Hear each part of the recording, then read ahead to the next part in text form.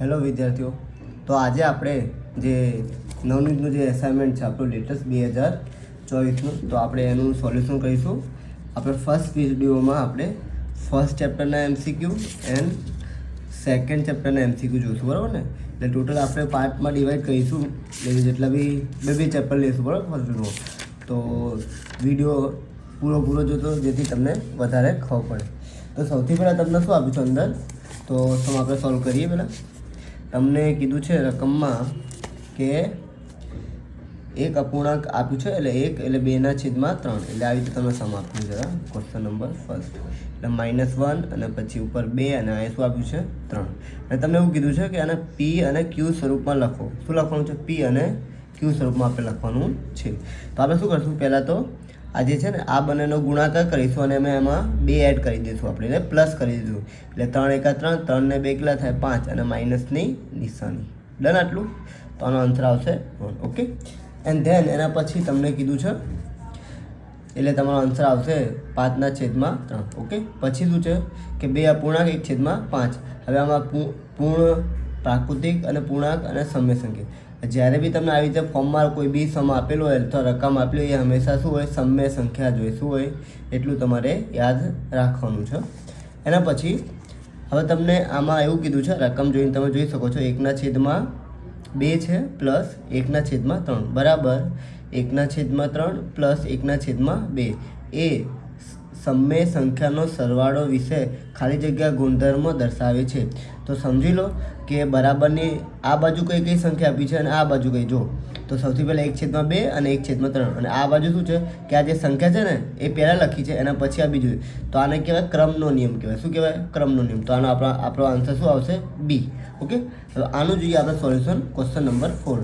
તો જોઈએ આપણે આ જોઈ શકો તમે કે -4 પછી છે 2/6 કેટલા 6. ઓકે, હવે જે આપણે છેદ કપાતા એ કાપીએ જરા. ઓકે, તો જો પહેલાં 2 તરી 6 અને 3 ગયા. ઓકે, ઉપર કશું ના વધે તો શું વધશે? 1 એટલે -1 અને છેદમાં કેટલા આવશે? 4. તો આપણો આન્સર શું આવશે? ડી. ઓકે, સમજી ગયા તમે?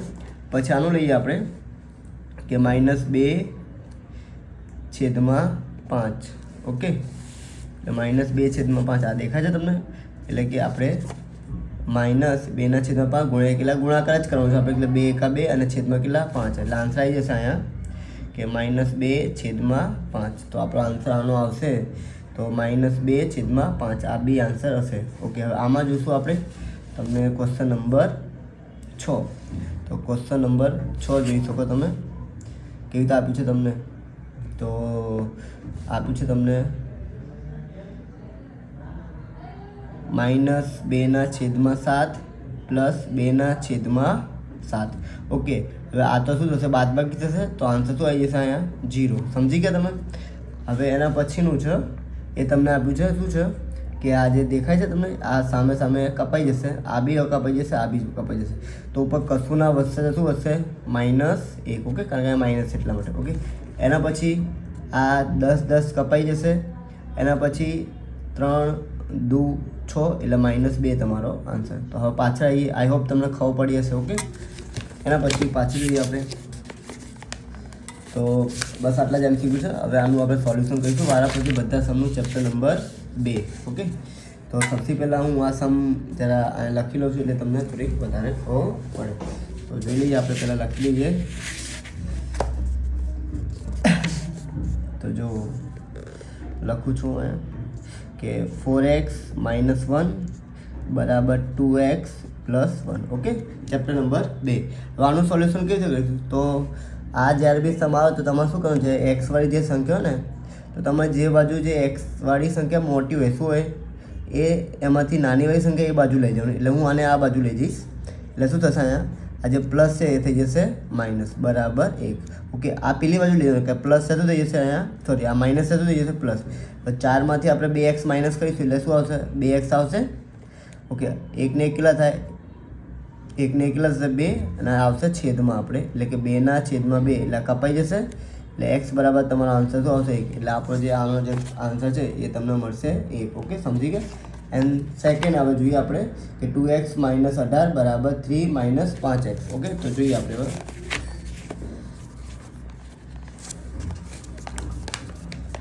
હું જ્યારે લખી લઉં છું એટલે તમને શું થોડું ખબર પડે. ઓકે, એના પછી તમને આપ્યું છે અહીંયા ક્વેશ્ચન નંબર 2 કે 2x - 18 બરાબર 3 - 5x. ઓકે, તો હું શું કરીશ હવે કે આ જે સંખ્યાને આ બાજુ લઈ જઈશું અને પેલી બાજુ, એટલે કે 2x આ જે માઇનસ છે એ શું થઈ જશે પ્લસ. ઓકે ઓકે, આ એમને આ માઇનસ છે શું થઈ જશે પ્લસ. હવે અહીં કેટલા આવશે, અહીં કેટલા 7x, કેટલા આવશે 7x, અને 3 ને 18 કેટલા થાય 21, અને આવશે છેદમાં આપણે કેટલા 21 છેદમાં કેટલા 7, 7 તરીકે કેટલા થાય 21. તો x બરાબર કેટલો આન્સર આવ્યો 3. તો તમે જોઈ શકશો કે x બરાબર આન્સર કેટલો આવશે અહીંયા 3. ઓકે, એના પછી થર્ડ નંબર છે આપણો. થર્ડ નંબરની હું સમ લખી લઉં છું પહેલાં, પછી તમને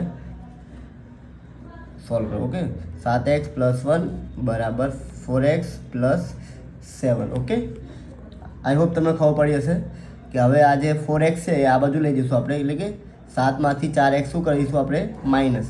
આ 7 એમને આ પેલી બાજુ જવા દેવાના છે આપણે, કે માઇનસ છે તો સોરી આ પ્લસ છે તો થઈ જશે માઇનસ, એટલે કે 7xમાંથી આપણે 4x માઇનસ કરીશું એટલે આવશે 3x, બરાબર ને. અને પછી 6xમાંથી આપણે શું કરવાનું છે, 7xમાંથી 1 માઇનસ એટલે 6 આવશે, અને આવશે છેદમાં કેટલા, એટલે 6 ના છેદમાં કેટલા 3. સમજી ગયા તમે? એટલે 3 દુ કેટલા હશે 6, એટલે x બરાબરની વેલ્યુ કેટલી હશે અહીંયા, સોરી x બરાબર કેટલા આવશે અહીંયા 3. ઓકે, x બરાબર ને 2, સોરી માય મિસ્ટેક, x બરાબર 2 આવી જશે. તો આપણો આન્સર ચેક કરી લઈએ તો x બરાબર 2, એટલે એ ઓપ્શન આમાં આવશે. એના પછી ફોર્થ નંબર જોઈએ આપણે બધા સમ સોલ્વ કરીશું. ઓકે, ફોર્થ નંબરમાં લખીશું આપણે કે 2x - 1 બરાબર x + 1. ચલો હવે શું કરશું આપણે, આને આમ જવા દઈએ, આ જે પ્લસ છે સોરી પ્લસ છે શું થઈ જશે આ માઇનસ બરાબર 1, અને આ માઇનસ છે પેલી બાજુ શું થઈ જશે પ્લસ, એટલે કે 2xમાંથી 1 x જશે એટલે x વધશે, 1 ને કેટલા થાય 2. ઓકે ડન, એટલે આપણો આન્સર આવશે 2 આમાં. ઓકે, એના પછી કરીએ આપણે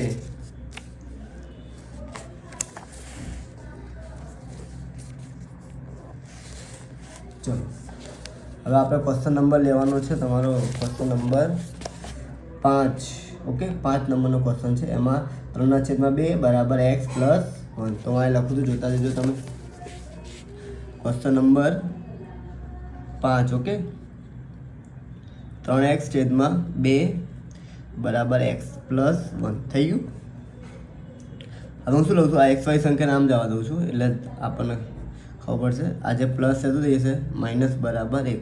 ઓકે, આના છેદમાં કશું નહીં તો આપણે 1 મૂકી લેવાનું. શું મૂકી દેવાનું, અને પછી તમારે ચોકડી ગુણાકાર કરી દેવાનું. શું કરી દેવાનું, ચોકડી ગુણાકાર, એટલે કે 3x એકા 3x. ઓકે, અને આવશે 2x, અને આનો બંનેનો ગુણાકાર એટલે 2 એકા 2. સમજી ગયા તમે? ઓકે, એટલે કે 2 એકા 2. ઓકે, પછી આ એમને 3xમાંથી 2x થાય એટલે x વધશે, છેદમાં કેટલા છે 2 બરાબર 1. સમજી ગયા? હવે આ જે છેદમાં છે એ ક્યાં જશે, ઉપર જશે ગુણાકારમાં, એટલે કે 1 × 2, એટલે તમારો આન્સર આવશે તમારો અહીંયા કેટલો 2 તમારો આન્સર, એટલે કે આપણી બુકમાં આવશે આમાં, એટલે આમાં આવશે D. સમજી ગયા તમે? ઓકે, હવે 6 નંબરનો આપણે સમ કરીએ. 6 માટે હું જે રકમ લખી લઉં છું પેપરમાં. ઓકે, તો 6 નંબર જોઈ લઈએ આપણે જરા. આઈ હોપ તમને ખબર પડી હશે. ઓકે,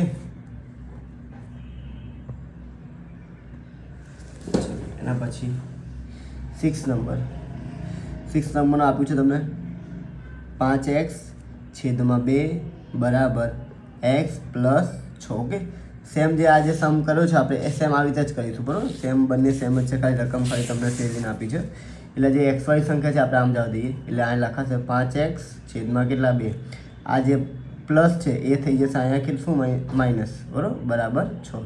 આના છેદમાં કશું નહીં તો આપણે શું મૂકી દઈશું આપણે 1. હવે શું કરવાનું, ચોકડી ગુણાકાર, એટલે 5 એકા 5 થાય, એટલે 5x માઇનસ અહીંયા થશે 2x, છેદમાં અહીંયા હશે 2 × 1 એટલે 2 થશે બરાબર કેટલા 6. ઓકે, એટલે 5xમાંથી આપણે 2x માઇનસ કરીશું એટલે કેટલા 3x આવે, અને છેદમાં છે ક્યાં જશે ઉપર, એટલે કે 6 × 2. સમજી ગયા?